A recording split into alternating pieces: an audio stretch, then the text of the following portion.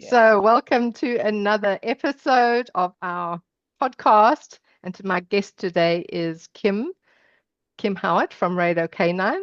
And Kim is a animal communicator and a human canine intuitive coach, and also a fantastic storyteller and author. So, welcome, Kim. Thanks for being with me today. And we're going to go deep. We're going to go around. We're going to go up and down and see where we like. We'll see where we land. Hey, Sue, thanks for having me. I really appreciate it.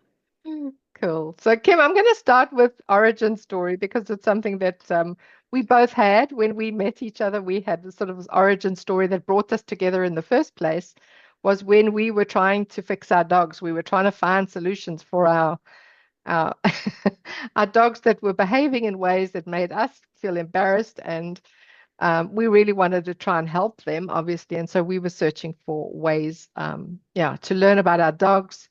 And in the interim, we learned a shitload about ourselves too. And so here we are today, many years down the line. And yeah, I think in many ways come full circle.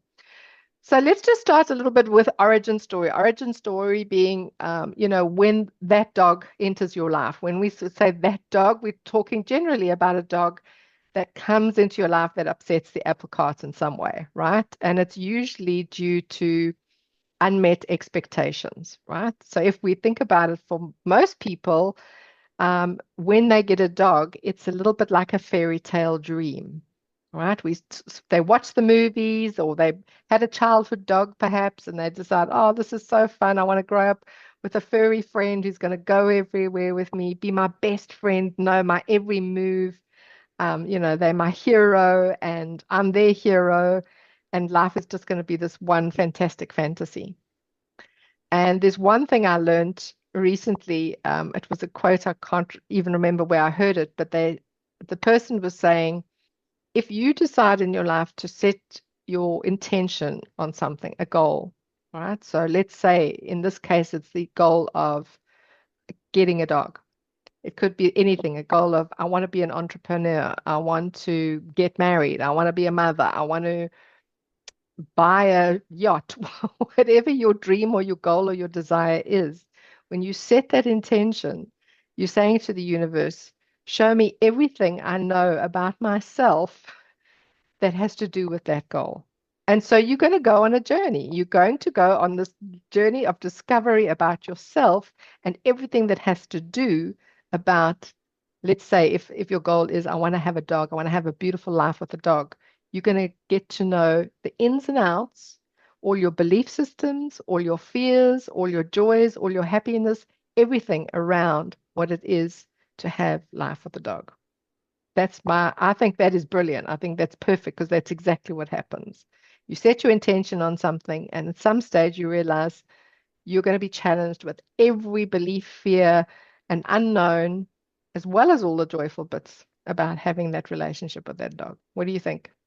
I think that's brilliant because it's so true that you set that far away future intention. And I think for me, that's one place where I got caught, but I also see clients getting caught is they're attached to a specific outcome of what that looks like. And so you set this beautiful life with my dog, and it segues perfectly into my origin story because Django was our fifth dog, and we'd had brilliant dogs up until then. And I wanted him, man, I had these visions of going out to restaurants and I worked for a dog rescue, the one that he came through, being the poster child for the rescue and sports dog agility and all of these things. And it's like, so you have all of these intentions, but you're attached to the outcome of that rather than the beautiful relationship and that grand adventure that you take together today, which is the difference. And I've also learned through this journey, it's okay to change my beliefs. It's not something that we have to, we get crazy on politicians if they switch their mindset from A to B on some topic. And you know what? That's just growth.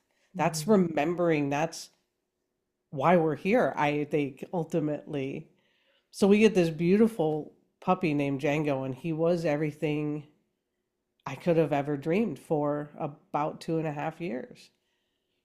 He was at every rescue event. We have pictures of him out at bars. He loved people. He went to work with us every day. And then the catalyst for the change was a rabies vaccine that he got, and he turned into Cujo. And I thought it was a bit, I always looked to myself. It's my fault. What did I do? I broke him. He was fine, and I broke him. Not only, and we didn't have any idea because of the way it all manifested, the seizures, all of the things that were happening. We didn't correlate the two things Hmm. until our vet recognized some symptoms. So we were fiercely training him to be obedient, to not be afraid of this car, to not. We had done all this with him, and so it was very confusing to me. I was a computer programmer, for crying out loud. I wasn't in this world, and I didn't want the hassle. And it was, I didn't know what to do. I mean, we got down to the point where it was a choice of you put him to sleep or you take yourself and you start learning new things. Unbeknownst to me, years go by. I meet you in the middle of all of this, which is one of the biggest blessings that comes from challenge, right? Is you Mm-hmm. find people that become a part of your life that you wouldn't have found otherwise. And I ended up switching careers. So I found that all of these things with dog behavior and training and relationships and partnerships, and as it grew and grew, I wasn't supposed to be in the computer world anymore. And it just kind of blows your mind. And so after 30 years, I'm like, done. I quit, and I was in my boss's office crying. In 5 minutes from a workout to the office, I decided. And I'm like, I don't know why I'm leaving. I have to. I need to work with people and dogs. And I had no plan, no idea. Animal communication and writing stories and being an author, like that's all in the last couple of years. And so this journey is still going. Django's now 12. We have a beautiful life together. It probably makes no sense to other people who watch us, but it's perfect for us. And that's what matters. Mm. And so So just to dip in there, like when you say Django's perfect now, what does that look like? it looks like he's his messy self.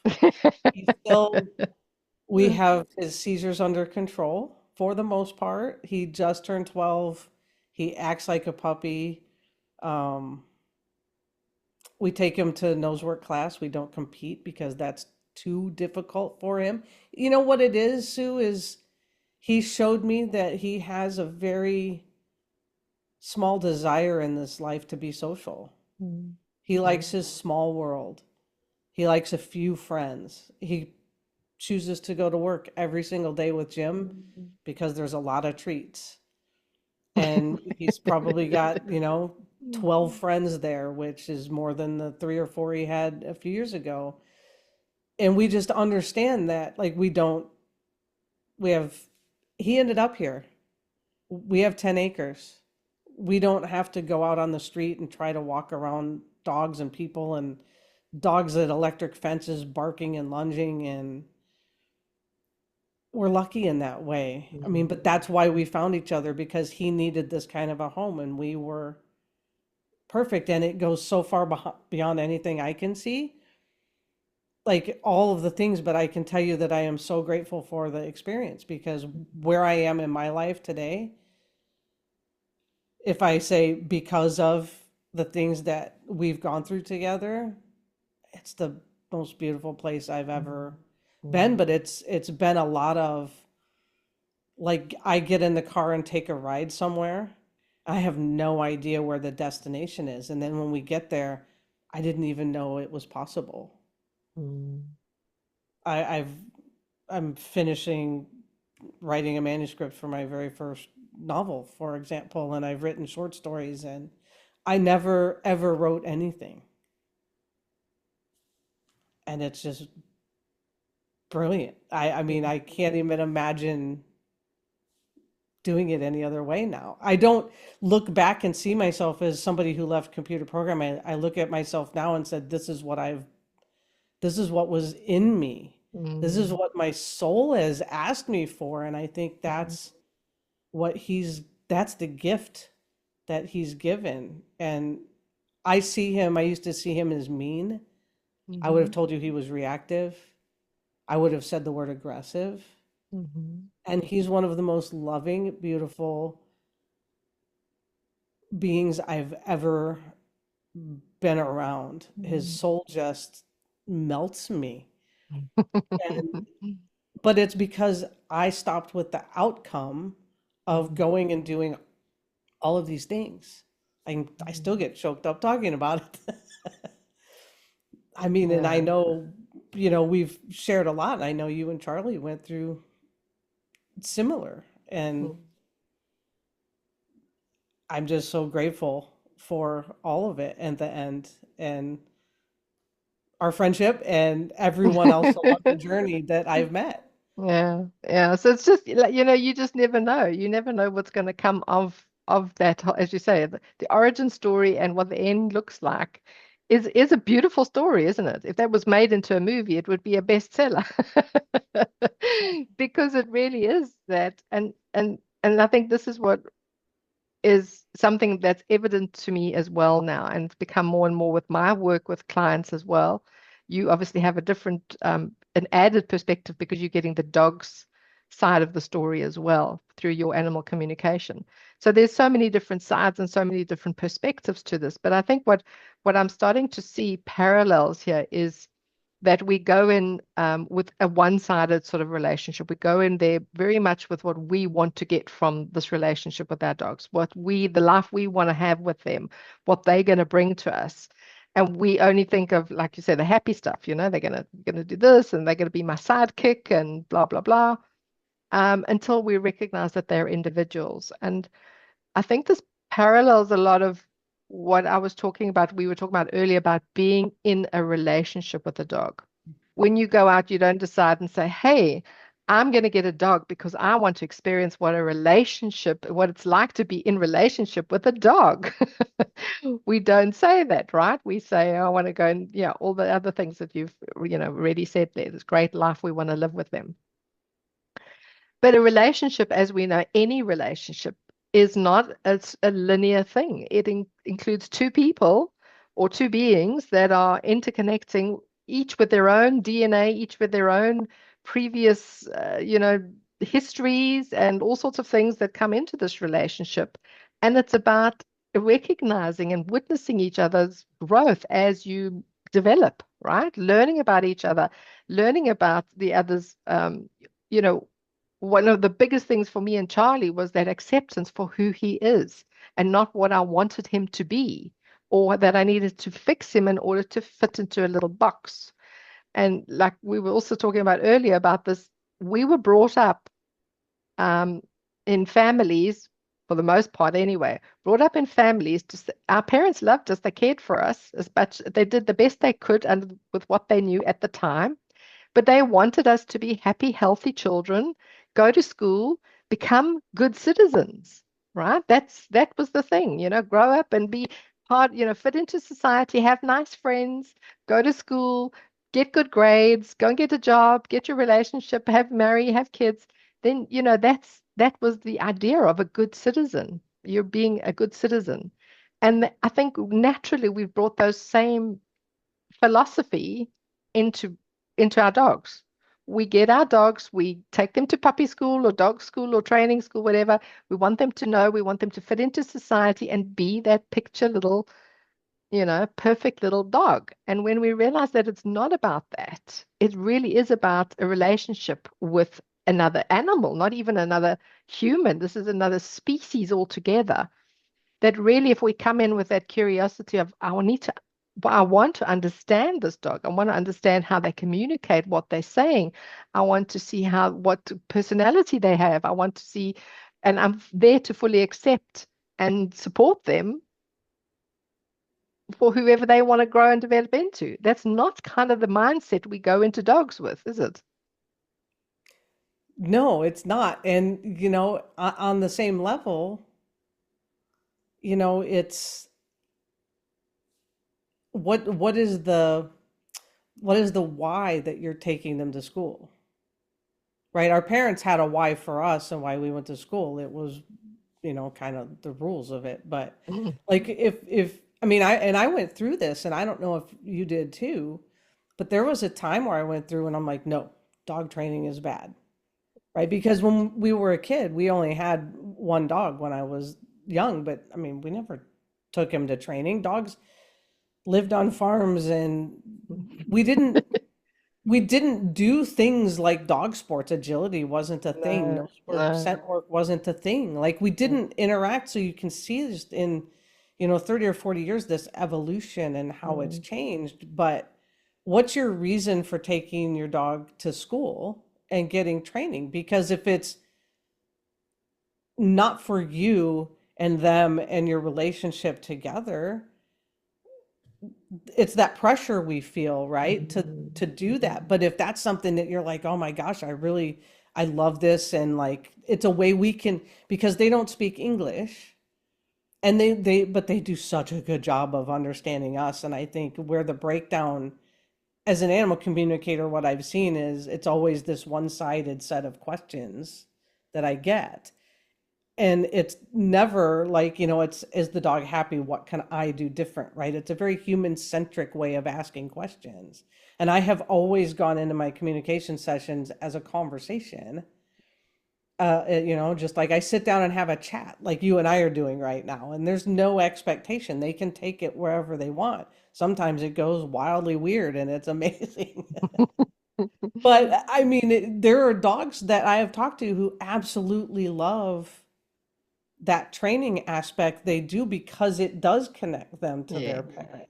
And Mm, it softened me and changed me and realized I changed a belief system mm, because it's different for everyone. We're all yes. individuals and every Mm, dog is an individual and every relationship is going to be the same, even between me and the dogs versus my husband and the dogs, mm, mm. Yeah, right? and then there's the whole family dynamic that, that comes into it as well. There's other people in the family. It's not just one way or two way, right? So yeah, and then there's maybe other animals in the household as well. So it's the relationship dynamics are just very complex. Mm, And I just think worth considering that you are going into a relationship with another being and that there will be all of these factors that will play into the relationship and that we are in it for the long haul, right? It's a lifelong relationship as yeah. long as that, certainly as long as that life of the dog is shorter than ours, but it's for the lifetime of that dog. And one of the things that I think is so evident in our society today is exactly that. When relationships don't go as planned, they're given up very easily, right? Mm, People, you see it, and I'm not saying that people should stay in relationships that are not good for them. I'm not saying that at all, but I am saying that it's so easy that people see that you're not perfect for me. I need this, this, and this, and this, and this in a relationship, and you need to tick all those boxes and be perfect in order for me to have this perfect relationship with you. In other words, you meet me where I am. And it's very much the same we do with our dogs. Instead of saying, I have no idea who you are. Let me get to know you. Let me, let's see how we can support each other, whatever, grow each other and have fun together as well. Like you said, training is not all bad. You can go and have some great fun if your dog is that type and loves to do those kind of things. Why not? Go out there and have fun and do all these new wonderful dog sports that are available. But mainly with the, understanding the why behind it. Like you said, why am I doing this? Because it's fun. We building our communication skills together. We enjoy this together. It's great for our relationship versus I need to win that trophy and I need to prove that I'm a great dog mm. parent or whatever the case is, right? That's the other flip side of it. And believe me, I've had my time of doing exactly that as well, wanting to be seen as the perfect dog mom, the perfect trainer, got well-behaved dogs, get rewards and blah, blah, blah. It's not all about that. Yeah. So, Well, Kim, what I want to move on to the next one is maybe again, sort of segues from those when we're living together in a family with our dogs. Um, it could just be you and your dog or a family, but one of the posts you wrote about was titled, Why Your Pet Really Mirrors Your Energy. And one of the quotes that I pulled out of that was, we are connected energetically to our pets in ways that we have forgotten. Our animals are quite happy to show us where our mind is focused. They're not just reflecting your energy, they are living it alongside you. So again, this is not something we as normally as dog owners, pet owners go into thinking that this dog that's come into my life is actually going to be mirroring energies in me that I don't even know that are there myself. So do you want to speak a little bit to that? sure. I think, I love all that you said about having like that singular perspective, like earlier, and that's very much a part of like my answer to you with this. Because I think it's that old 6 9 perspective, right? Like if you look at the floor and you see a 6 and I'm on the opposite side and I see a 9, we're going to see a very different picture. But then you forget that there's that entire spectrum around the whole thing, above it and below it, that like gives you ad nauseum infinite perspectives that we can't possibly even understand. And I think one thing I know I'm on this earth to do, and I think my storytelling does a good job of it very symbolically, but we have been again told by society that we live in a 5 sensory world. And so we see things, we hear things, we touch things, we smell things, we taste things, right? I mean, it's just that. But when you really dive into animal communication, it's not a gift, it's not a psychic power, it's something called intuition that we all have. We've just been told, probably from a very young age, that it is not important, it's not real, and it's stimulated from your imagination. So if you were an imagination kid, right, had an imaginary friend, for me, it's like somebody can be telling me a story and I see a cartoon happening in that's showing me the story as I'm hearing the words. And our dogs speak through this intuition. And you can do a lot of study on neurology, and I'm not going to go into the boring part of it, but the RAS brain, right? That's the part of our brain that decides what's important to us. Mm-hmm. Because imagine 2 million choices come into our brain every day. We can't make 2 million choices. So our RAS brain, which is all the things we focus on, decides for us what we see in this world. RAS And being reticular activating activate, system, was that? yeah, yeah, Yeah. So yeah, it's like the system that hones in on what you believe is important according to your right. beliefs in, right? Okay. Thanks. And you get into like, the manifesting and spiritual side of things, Mm-hmm. right? And it's all about set your intention and focus on what you want. But Mm-hmm. again, we get caught in focusing on a specific outcome rather than a feeling, right? Like we should, I'm not even gonna just pretend I didn't say should, but focusing on, I just really want to love people today, or I want to have a lovely day with my dog. Mm-hmm. That's where it kind of starts. But the thing that like is not so talked about is before our body ever reacts with Mm-hmm. like nerves and things, we've already made that decision. And our dogs know that. And that's our intuition. That's that deja vu sign that you get. That's the intuitive hit that says, I forgot something, but you leave the house anyway. And then you Mm-hmm. realize you forgot your wallet when you get to the store, but you knew you forgot something. I feel like I'm forgetting something, but then you're just like, you can't think of it. So you're like, and you go on with it rather than taking 2 or 3 minutes and checking everything. We just move on with life because we're in a very fast driven technology, things dinging all day long in our life. So the minute that I started to slow down and take time, for example, just to be outside or just to sit in the quiet, all these thoughts started coming into my head that like they're not me, or like you start to get hints of things that you don't think you weren't thinking about. And I mean, I remember it clear as day when I was doing a presentation with you before, and it was the day before, and I hadn't written anything. And I'm like, what in tarnation? Like, normally things just come, and I'm like, I got this hit to go work out.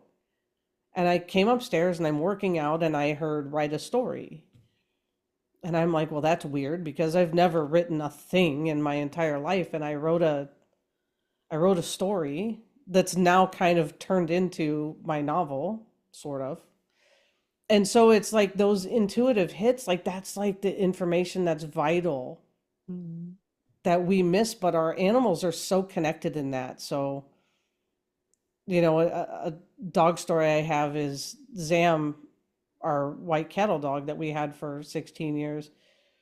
I was sitting on the couch reading a book, and all of a sudden, like my heart started pounding, and it's probably the point where I knew I was empathic. I got so anxious, and I'm like, I'm thinking I need to call 911. I mean, the concrete thing is you're having a heart attack, call 911. And I'm like, what is going on? And I looked at her and I'm like, is that you? What's the matter? And a half hour later, this just insane thunderstorm comes through, Wow. and she felt it. And so Mm. we feel things too before they ever Mm. happen. And so we can really watch. I don't know about you, I love watching dogs. I love watching their behavior when they're laying there, and like every ear Mm. flick and Mm. every The nose, and whisker and yeah, the twitch all of of an it, like eye. the super subtle things. It's like the best TV there is to watch the dogs. And I think by watching them, you start to like learn how even when they're asleep, they're not like their body Mm. isn't. And so they're always scanning for those intuitive hits. And that's what this post was about, that everyone can do it. Now, some people aren't going to be interested, right? I mean, animal communication only comes into your focus if it's meant to. There's billions of people that never have even heard of it, Mm. haven't Mm. had a reason to, right? So, but it's not a gift, it's a skill. And I think intuition is something it's ancient. It's Mhm. an ancient Mhm. wisdom in there. And using our imagination and our dreams. I've studied a lot with Carl Jung, and I mean, he Mm. was a very Mm. big archetype dream guy. And our dreams are information. It's all information to Mm. help us to follow our soul path, right? And like the best way you could describe when you're on that path is you feel like you're floating. Mm. Mm. Brilliant, love it. So yeah, so as you say, we've all got it, but they seem to tap into it when we are unaware of it. So like you Mm. said, I think it's this unconscious, I forget the figures, but it's something like the conscious mind can process, and I'm gonna probably make a really bad mistake, but it's something like 16 million bits of information per second or something. And our bodies and our driven by the subconscious mind, that's our cells and our nervous systems, can process between 200 and 400 billion bits of information per second. So that's, as you said, what's happening underneath, what's going on. We're so busy in our conscious mind, like what's my next on my to-do list? What do I have to do here, there, and everywhere? That all this stuff is happening. We're receiving signals, we're sending signals into our energetic fields all the time, that's there for our dogs to read, basically to tap into.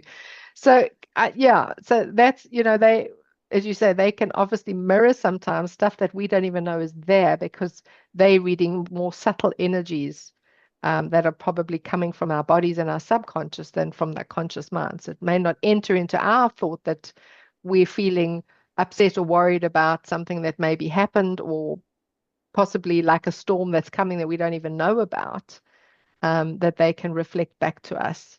So it's quite incredible, isn't it? And so what, there's two sides to this as well. Like on the one side, they're super sensitive to our energies and to other energies that they live in the family.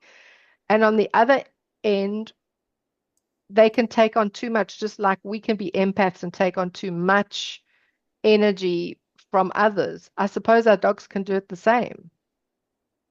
What's your thoughts on that? Oh, I think that that's absolutely true. I think you're spot on that. I mean, the thing is, we tend to, as people, bury emotions, right? Something Mhm. happens at the office, somebody makes you angry, right? You just swallow it because you don't want to create a scene in front of people. Somebody, your boss comes in and maybe tells you you did something wrong, and you pull that in, and instead of saying what you want right then, you just swallow it down. But Mm, you go home and you wonder why your dog's annoyed and frustrated and anxious and angry because they're feeling that on you, that you just swept it under the rug. mm, So the more how tall does your rug get before it explodes? And I think dogs are made, some dogs are made super sensitive, and that's the biggest lesson I learned about Django was his sensory system it extends so far. We literally would need almost a football field, like, length of space for him to feel safe. And then he may or may not. So he's incredibly sensitive, where Zam was sensitive in a different way. She was the one who kind of held it in.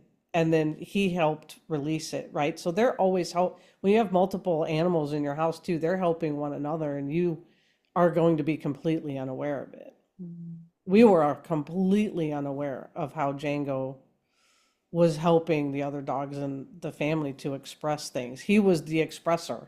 mhm, mhm, mhm, So yeah, I mean, you're so right. And I think that, like, if you look at like the world as a collective, it's just buzzing at this level of anxiety, mm, mm, and the dog and the animals feel it. I mean, mm. that I think even if you walk out and the birds and you watch them, I think they feel it, and we feel it, but we don't know that we feel it. It's We it's feel some something's off, but we don't know how to articulate that, do we? Then how to.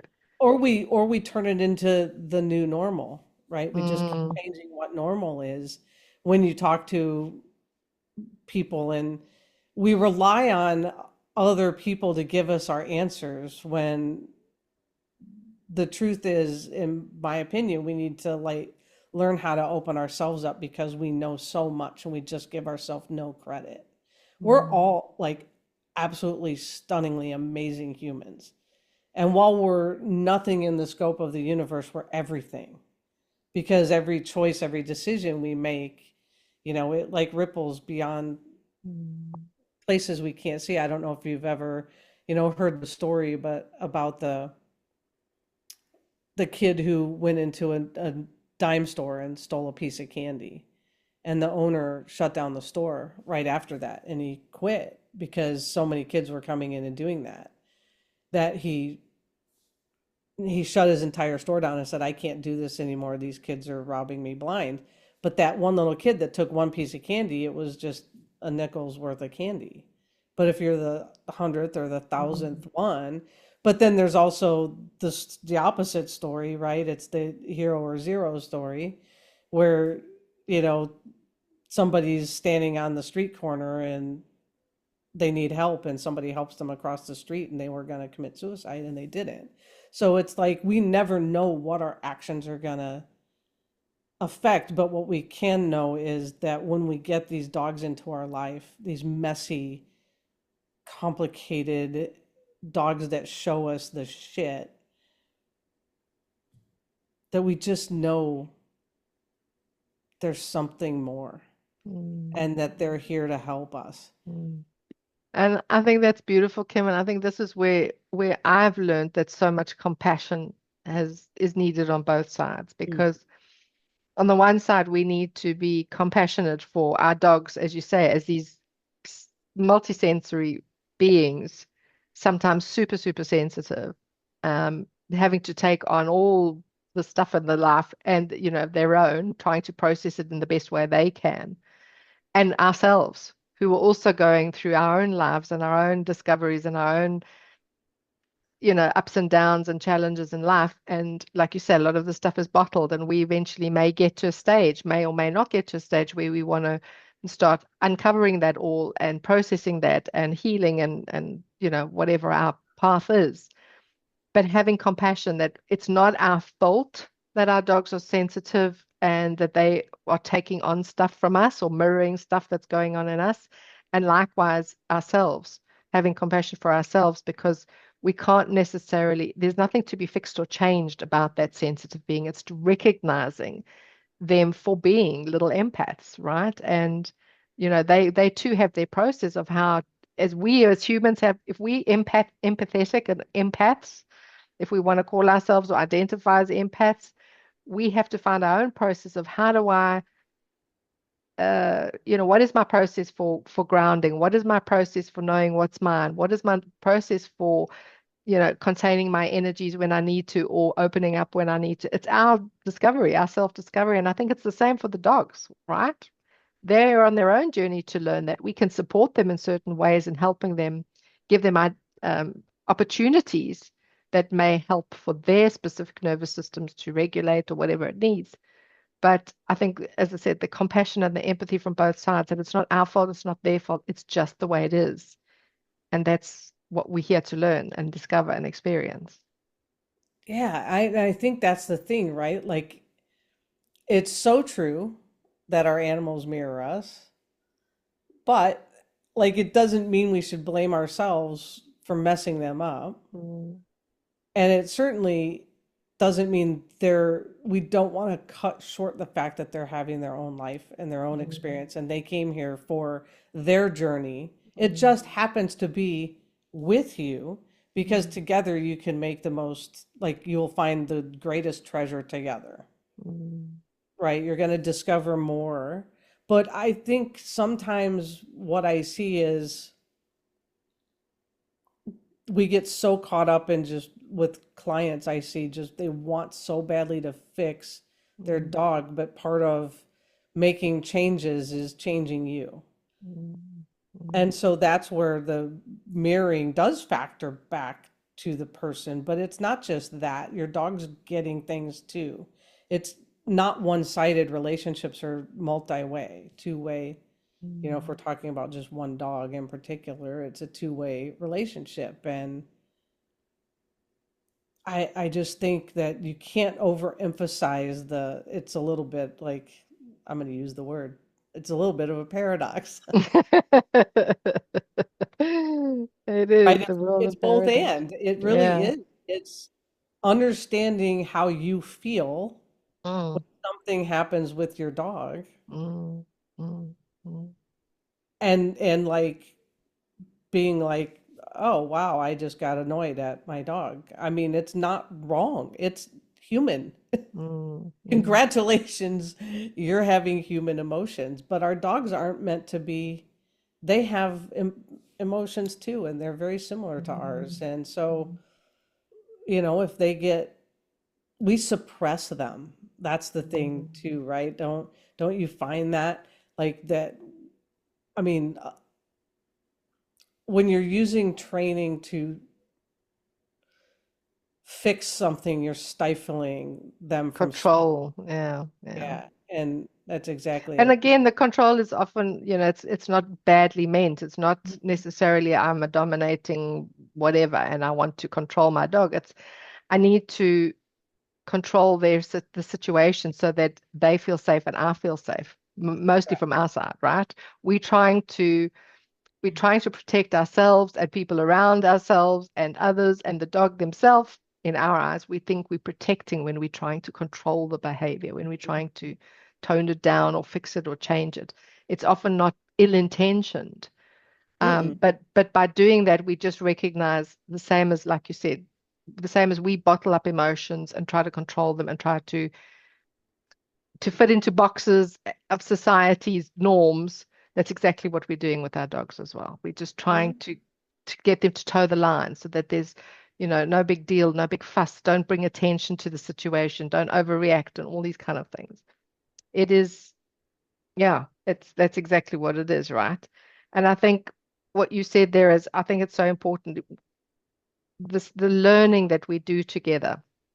For instance, one of the biggest things that I learned with Charlie is patience. And I couldn't learn about patience until I knew where my impatient comes up. You've got to have the opposite in order for you to learn what gifts you do have, right? I had to recognize where I got so impatient in my life. And he challenged me in so many different ways that he brought up my impatience over and over and over and over and over and over again. But I had to recognize, and the first, when you're first in this, it's the dog that's making me impatient. My Mm, dog is doing that to make me impatient. But all the dog is doing is being a dog. And I'm the one expressing impatience in that mm, moment. yes. And when I recognize that and start to learn that it's my impatience because I'm not happy with the way he's doing it, and it's not meeting my expectations, that's when I can learn about, I need to let go of this. And that's where I learn my patience, right? Patience with myself, patience with him, patience with our learning together, whatever it is. So we have to have, well, I suppose this is again a question mark. Do we have to have? But yes, I believe we have these challenges in our life so that we can learn things through them, but we can't learn them. We were talking about some people that go through life with a dog, have absolutely never have a problem. They're happy with as Larry, their dogs do everything, they whatever, they they just get on with life, and the person gets on with life, and there's no challenges, whatever. And that's also okay, right? They don't have to be. The dog's not the one that has to be the challenge in your life. But generally we're talking about people who do have sensitive dogs, who challenge the norms, who don't fit in that box, who don't want to be controlled. They want themselves, they want to be able to free to express themselves. They want understanding, they're on their own journey, as you say, to experience life and to experience their own yeah, their own emotions too, right? Yeah, I mean, and that's the thing. It's something I've noticed that, did you have dogs before Charlie? Yes. Right? And I They mean, were fine. Yeah. I grew up with many right, dogs. We didn't have problems. exactly. And we had dogs right before Django. I went through a series of knee surgeries, years Mhm, mhm. of being off my feet. And we had like nurse dogs pretty much, we had an Australian Shepherd and then a rescue lab border collie mix. I don't know. They were the gentlest. They nursed me and they sat with me, and we couldn't go out and do walks, and our Aussie loved to go out and play frisbee and take walks. And yet when she was older, when I had the surgery, she was fine. And so they were beautiful and brilliant, and that's why when we got Django, I'm like, um I didn't know what to do.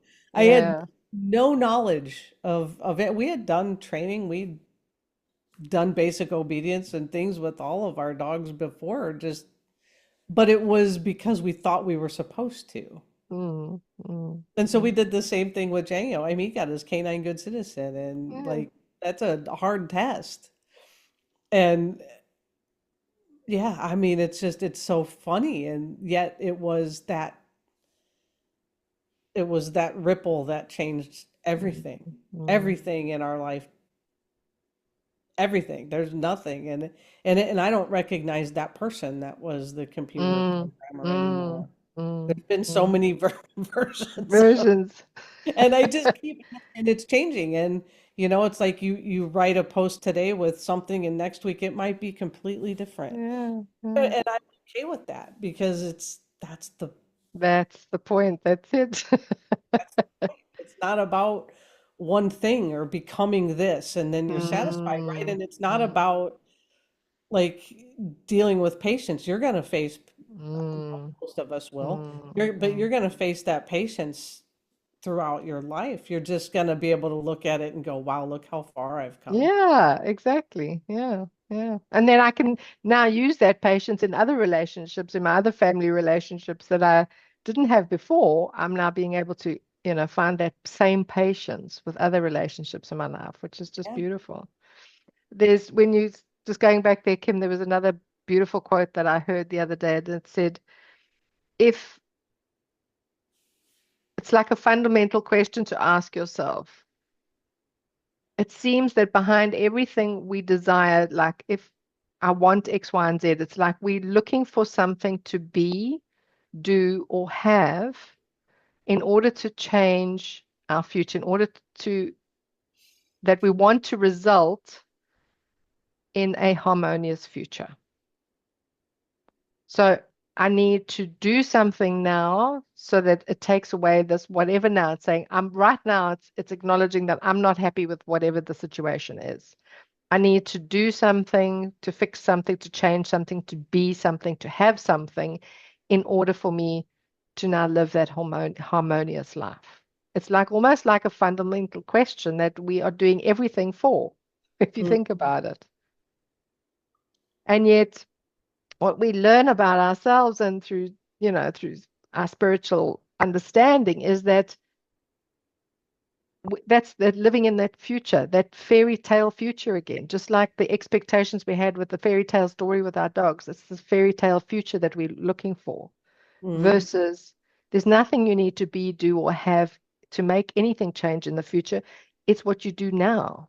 mm, It's to be, do, or have to enjoy this moment that I have now, or to understand this moment that I have now.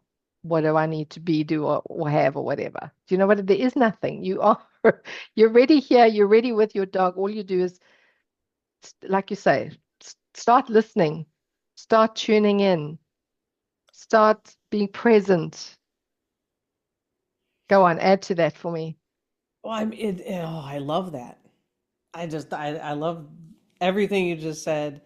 And it just made me think of how many times in a day do we use the phrase, have to. Mm.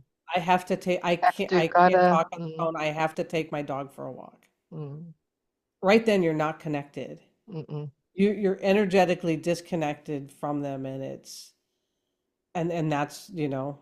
they're gonna just go on their own heyday,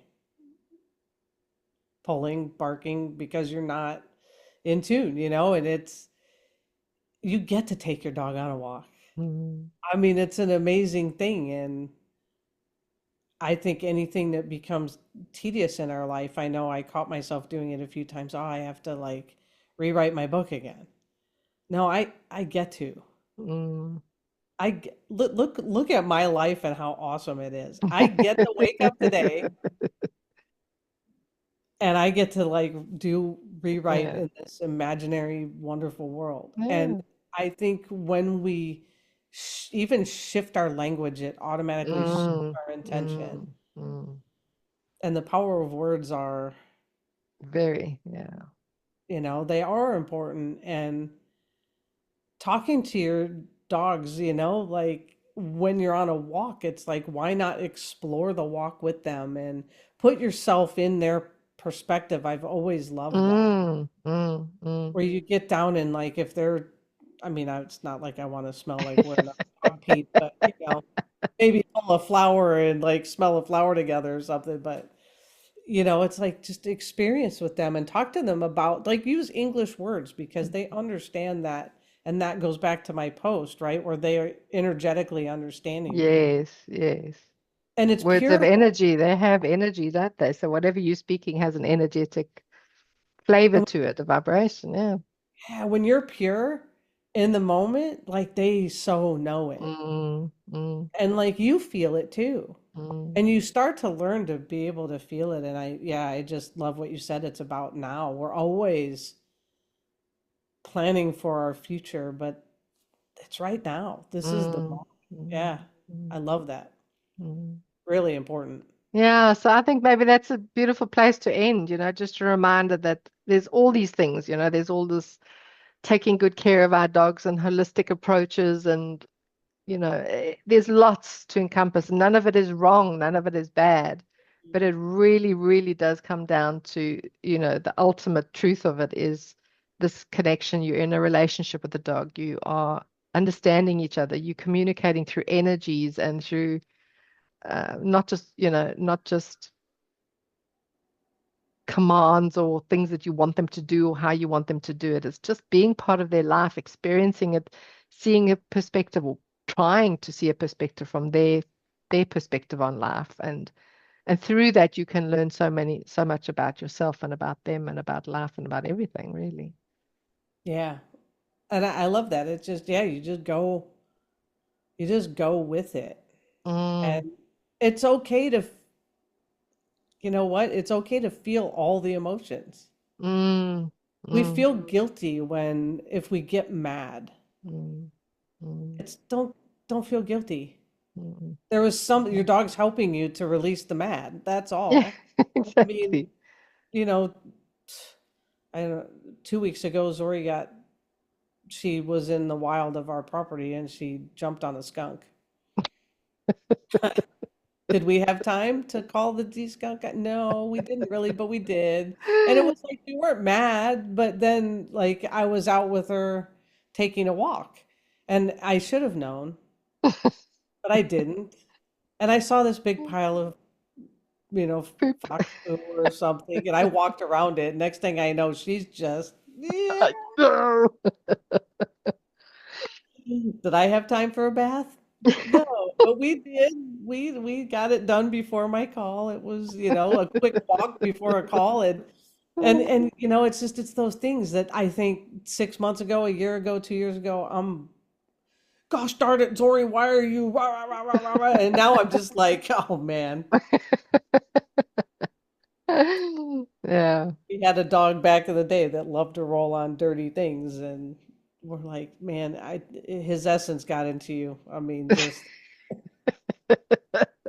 and it's almost fun because she's having the time of her life. Yeah, How is exactly. that like? That's How's not it? wrong. There's nothing wrong with it. It's just she's being a dog, and Yeah, exactly. Exactly. yeah, And just that, allowing, we talk about often about not being able to express ourselves fully because we feel so fearful of being judged or this, that, and the next thing. And there's a beautiful example. She doesn't give a shit what you think. She loves it. She's oh fully yeah, into that. Take your opinion about this, what this stuff is with you, but this is for me and it's divine and it's gorgeous and I'm going to express it. So, yeah. next time it It, rains, I'm gonna go roll in the mud. yeah, they're just beautiful examples, of given this the space to do that, they fully express themselves just as they are in the moment and what they're feeling. And we Honesty in can, the moment. yeah, yeah, they just live their honesty and their truth, and we can really learn from that, can't we? To be, Oh, I think they're the best teachers mm, when we mm, can get past our own mm. inhibitions Yeah, exactly. and open ourselves up to we don't know everything. You Yeah, know, yeah, we said it before we got on this call, the things that I know like it's just so little what I mm. know. And what I don't know is growing. And then there's this entire world of what you don't know that you don't. Don't know. And that's just fun to think Yeah, about, yeah, right? yeah, Because it really is anything you could possibly imagine. yeah. And that's what I think it is. If we can rather have that perspective of I would like to bring a dog into my life because of the infinite possibilities and infinite opportunities and all of that thing. I mean, we would be delighted with anything that came into our life, and we would delight with every situation that arises. Yeah. Maybe sometimes not cow shit or skunk poop, but still, we would, for the most of it, we would be embracing it. So Yeah. it's really to check ourselves at the door and say, what do we really want? Yeah. What do we want from having a dog in our life? And thinking about the relationship aspect of it, because lots of people talk about the relationship, but what does it really mean to be in a relationship with somebody? Mm. To witness that person's growth, to witness that person becoming, and yes, be there to guide them if they need it, but we're not there to dictate, No. And who I, they I should just be. I love that so much looking at like I want to bring a dog into the family because I want to experience the relationship with Mm, another species. Like mm, that's so like what you just said. I mean, it's just so brilliant because have you ever known a relationship to be not messy? exactly. It's just and Exactly. unpredictable. Yes. And it's okay. Yeah. And it Yeah. can lead to the deepest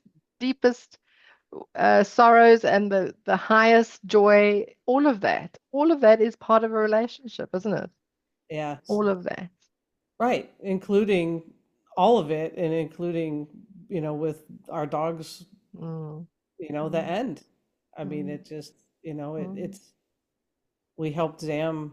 It's been a year. Like in a few days, I think it's a year since she passed, and we helped her, and it was heartbreaking and beautiful, and one of the biggest honors of my mm. life to help her at the end. Transition. Yeah.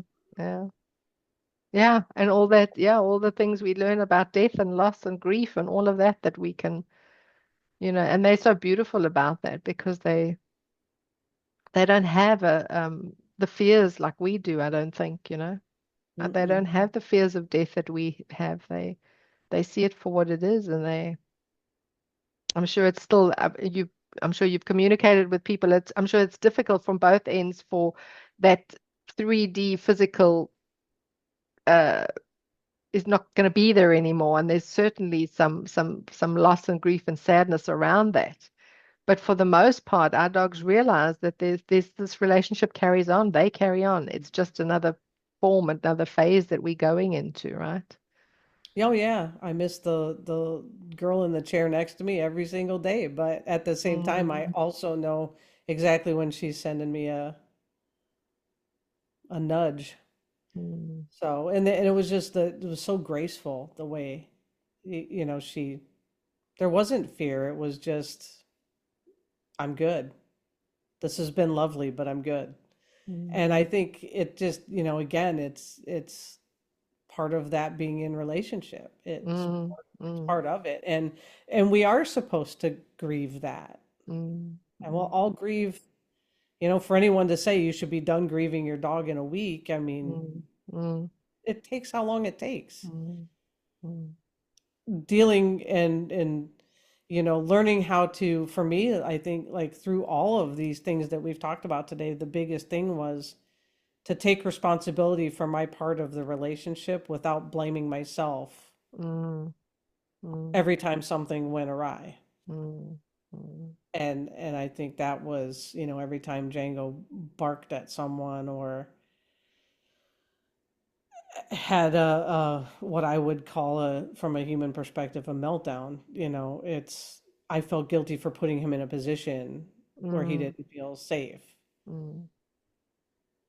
And I think that's been like one of the biggest things he's helped me with is it's no one's fault. It just is. No, and again, Any how, I mean, it's such a simple thing, but how would you know that he didn't feel safe if he didn't show you that? Do you know what I correct. mean? If he wasn't able to express that and have that meltdown, you wouldn't have known that Right. he was not feeling safe in that situation. He would have just like humans do, bottle it up and just, you know, suppress it. Like we talk sometimes about dogs and shut down and whatever. They don't express their emotions or show their fear in the moment, but it's still in there and it's going to come out somehow. Right. It's going to be, expressed somehow. So just that alone, it feels uncomfortable to go through that in the moment, but there's value in the information that you gained from that. Oh, for sure. All right. Yeah. And it's just been like gigantic leaps Mm, of mm, And that's where remembering. the trust comes in, and that, yeah, it's just when we look at it like that. I know it's hard. I'm going to just say this one thing. I know when you're in the middle of it, you can't sit down and have these conversations. Do you know what I mean? It's You're in the thick of it. You're in survival mode. You're in a response mode where you need to get things done or changed or whatever it is. It's very difficult to sit down and have philosophical almost conversations about what's going on when you're in the thick of it. And I get that. And I'm not saying that we are promoting that this is all, beautiful and graceful and whatever, spiritual. There is times when you're really in the shit of it, but it's mostly after that, when you've moved through that and you've learned and you understand it better, that you can then take that little pause and that little step back and see it from a different perspective. And that may be 5 minutes after the event, it may be 5 years after the event, but it will come. It will come, I do believe that. It is, and I think that's what, professionals like you and I are doing, is supporting people through those things in our ways that we do our work. And I think there's a Mm, lot of beautiful dog professionals out there that look at relationship mm, aspect. And, mm, again, it's part of that evolution because that never was a thing. mm-mm, mm-mm, And I mm-mm, think we're starting to see that web of life and that connection and that, mm, the entanglement that happens, and that, we affect, and we also draw attention to. It's I one of my favorite movies I've watched recently is Arthur the King. And it's a true story about a dog. It's like a Swedish guy who was an extreme racer, I think. mm-hmm. And he ended up, I don't remember where he ended up, in some island because the movie was different from the actual story, but he was countries away, down in South America, I think somewhere. And he was doing one of his races and he met a dog. A dog kept following him along his journey, and it was Oh, hurt. yes. I saw the And he was hurt. trailer. Yeah. Yeah. And it's a beautiful movie Mm, for multiple reasons, but he's never had a dog in his life. He was not an animal person, and he got drawn to this dog who was very hurt, and he nursed him back to health and took him home to Sweden. And the guy was miserably unhappy, and they went through all that hard shit together and ended up with this beautiful life. But if you watch the movie, it's Mark Wahlberg is the star of it, and he and the rescue dog they used for Arthur mm. actually had a profound connection. Wow. It was like, I mean, I spent most of the movie crying, but like it's not like because it was sad, it was beautiful. It was this beautiful story, but it shows the ends of the earth the universe goes to put you with exactly who you need to Mm, be with in that mm, moment of your life. And every dog, I think I started to say it earlier and forgot, but like every dog that's come through my life has come through a different season of it. mm, mm, mm, And some are big changes and some aren't. Some are, they're just, we're not always going through gigantic things. mm, So, mm. yeah, I mean, it's a good movie. That's it. Brilliant.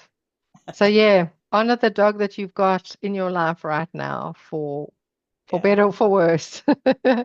Right? Yeah, you'll never know. Even probably in another lifetime, we'll realize how, as you say, what were the chances of that specific dog coming into your life at that specific time for exactly what you needed. Yeah. And vice versa, right? Like you said, they're on their Absolutely. own soul mission. And we also have things to give to them that they will receive as gifts and lessons. Mm. Kim, this has been beautiful. Thank you so much for chatting. I think another whole episode will be on once they've passed to the other side, what then? That they're still part of our lives. And I would love to interview you one day about all the conversations from the other side and how, like you say, Zam still continues to bless you in your life today and still is connected and communicates with you. So there would be a whole new episode. But thank you, my friend. Thank you No, for this beautiful conversation. Thank you for all your wisdom. And yeah, we will be in touch soon. And people can get hold of you through Radar Canine. I'll put in the show notes all your where they can get hold of you. Anything else? What's your next project? What are you working on? What's happening? oof, my next project is finishing the rewrite of my novel, and then it will Hmm. go to editing. So it's a ways away from coming out. But I am in the process of also rewriting. I did a series of storytelling in the spring in the Facebook group for Champions of Challenge, and I'm doing a revision to those and rewriting them, and they're going to come out publicly Lovely. soon. So that'll be the Those are next great. Yeah. storytelling thing you see. I'm kind of just, yeah, they're just being upgraded. They're going through an upgrade. Brilliant. I figured it out as I went along the last time, and so that's going through an upgrade, and then I'm in the process of creating, you know, other ways to work together. So Awesome. Awesome. Yeah. Here's to evolving and changing and growing and seeing what happens next. exactly, if I ever thought I was going to be doing any of this stuff, I didn't. It Love it. never, I mean, I just love it and embrace the path and the journey, and I know that I'm being. It just you can't deny the feeling that you're going in that direction that's meant for your soul. So, Mm, beautiful. but thank you very much, Sue. It's always awesome to chat. Thank you. Bye I bye, think my friend. Take care. we get 2 days worth. Take care.